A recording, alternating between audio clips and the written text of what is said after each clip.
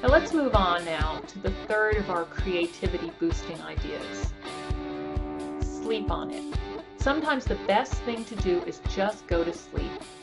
If you have an idea forming in your brain, sometimes it's good to just let it incubate.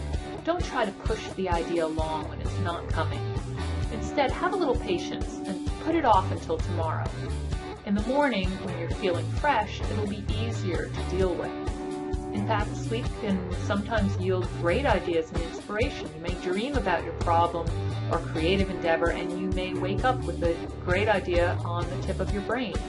It's good to keep a notebook handy by the side of your bed, just in case you wake up inspired.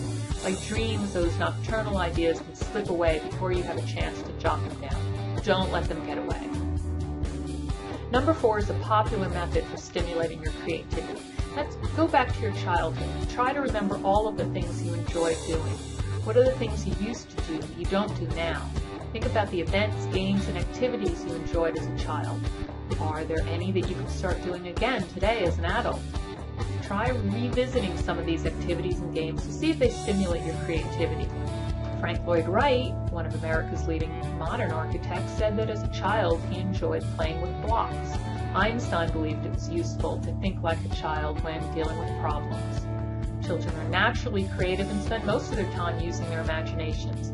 As adults, we often forget how important play is in our lives. And it's especially important for creativity. When you get back to the things you did in your childhood, you can discover new ideas for stimulating creativity. Moving on, idea number 5 is a great creativity exercise if you have no drawing talent whatsoever.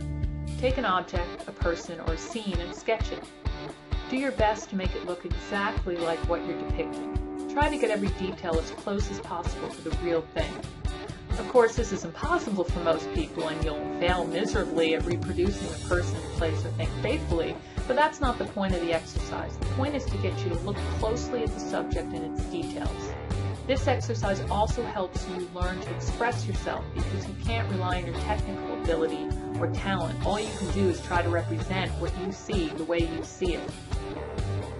Now, the next time you're wrestling with a problem or struggling to come up with ideas, try moving to another room of the house.